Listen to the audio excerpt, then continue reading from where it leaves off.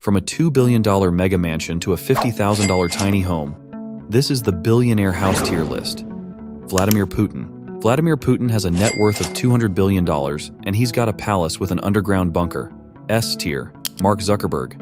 Mark Zuckerberg bought 1,000 football fields of land in Hawaii so he could build a massive compound with a self-sustainable underground bunker. It includes over a dozen houses, including 2 mansions, and a web of disc-shaped tree houses connected by rope bridges. Solid B tier. Steve Jobs. In 1984, Steve Jobs bought a California mansion called the Jackling House. It was designed in 1925 by famous architect George Washington Smith for the wealthy Daniel Jackling. Steve Jobs wanted to burn it down, but California said no because of its historical significance. Steve Jobs really wanted to burn it down. He went on record calling the house dumb. He said Jackling had no taste, and that George Washington Smith was a nobody. Jobs then abandoned the house and let it rot for 10 years. The house became such a mess that he was finally given permission to destroy it. 8 months later, he died, making the brutal destruction of this innocent house one of Steve Jobs' final victories. I don't get why he hated this house so much. I'd say it's a strong S tier. El Chapo pharmaceutical salesman. El Chapo had a peak net worth of $12 billion.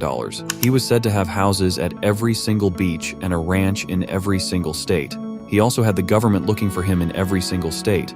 So rather than living in his luxurious mansions, he was forced to stay in discreet safe houses to avoid the law. These unassuming homes had hidden escape routes connecting Chapo to a network of underground tunnels. This setup allowed him to escape capture and keep his drug empire running. This man was the Harriet Tubman of crack. Solid F tier. Donald Trump. Donald Trump's official residence is a 17-acre Florida resort called Mar-a-Lago. After buying it in 1985, Donald made a few changes. In his yard, he put up an 80-foot tall American flag. Oh no, in his bathroom, he added a few classified documents from the White House. But the biggest change he made was turning the property into an exclusive club. For a $200,000 entry fee, you could become a Mar-a-Lago member and hang out with rich people like Jeffrey Epstein. Epstein was a member of Trump's club until 2007. When he got kicked out for hitting on a teenager. Classic Jeffrey. The club's been printing over $20 million a year, making Mar-a-Lago one of Trump's most lucrative investments. It's a somewhat controversial house, but it is a nice place. Queen Elizabeth. Being the Queen of England has a lot of perks. You get the coolest jewelry collection of all time. You get to drive a Bentley limo without needing a license. You get to pay taxes when you feel like it. But the coolest part of being the Queen is living in the $5 billion Buckingham Palace. This 775-room behemoth has everything you need to be the ultimate rich person. It has a throne room, a multi-billion-dollar art gallery, London's biggest private garden, and an ATM in the basement so you can take out a brick and flex on your 800 staff members. This place is so big, it has its own zip code. I think I'm too poor to even be looking at this house. Larry Page. Larry Page, the co-founder of Google, has 5 private islands. What is Larry Page doing on his 5 private islands? Nearby locals haven't noticed anything unusual, except for a few helicopters. But at a 2013 conference, we may have gotten a glimpse into the answer. He said, "There's many exciting and important things you could do that just can't be done because they're illegal. But maybe we should set aside a small part of the world where we can try out some new things and figure out what is the effect on society. What's the effect on people?"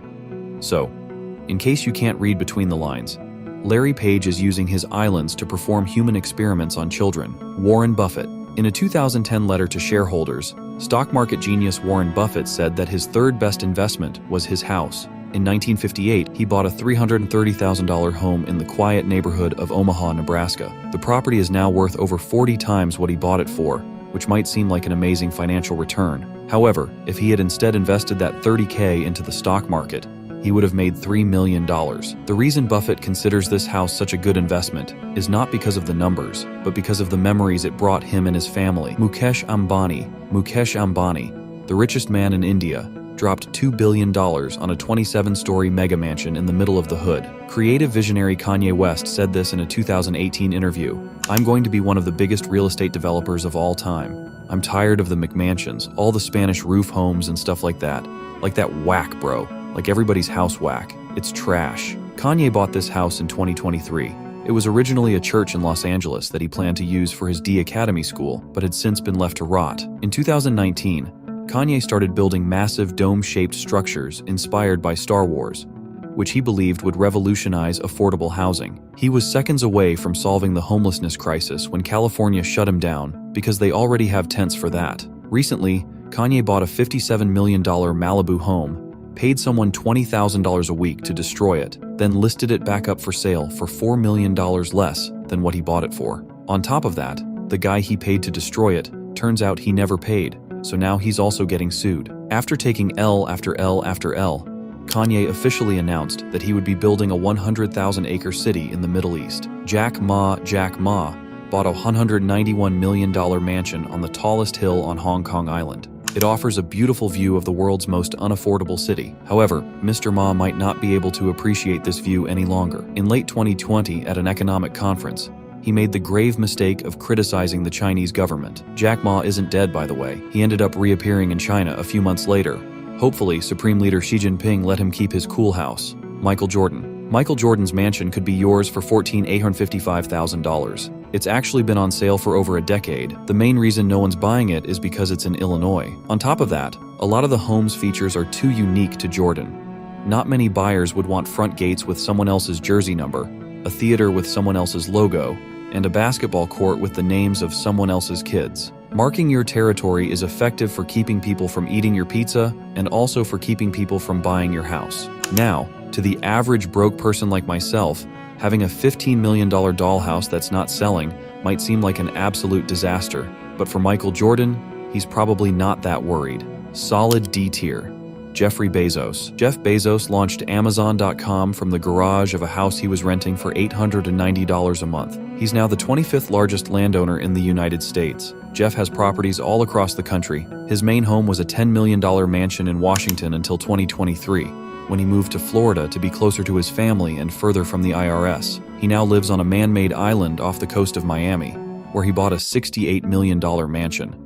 2 months later, he spent $79 million on the one next door. It's a pretty chill place. I'd say B tier, but he's also evading taxes, so that bumps him up to A tier. Saudi Crown Prince Mohammed bin Salman. Prince Mohammed bin Salman dropped $300 million on a French chateau. It has a nightclub, a moat with an underwater aquarium, and modern technology that can all be controlled with an iPhone. The building might seem like a historic landmark, but it was actually built in 2009 by Saudi businessman Ahmad Khogoui. The wealthy developer probably won't be doing business with the Crown Prince anytime soon, because in 2018, according to the CIA, the Crown Prince assassinated his cousin. If Ahmad and the Crown Prince ever link up again, that might be an awkward conversation. It's pretty cool though. Ken Griffin Billionaires Row is a New York City neighborhood with the tallest and most expensive buildings in the world. The people who buy these apartments aren't buying apartments. They're investing in furnished capitalism. The majority of people who actually live here aren't really living here. They're using these apartments as places to store value. It's a brand,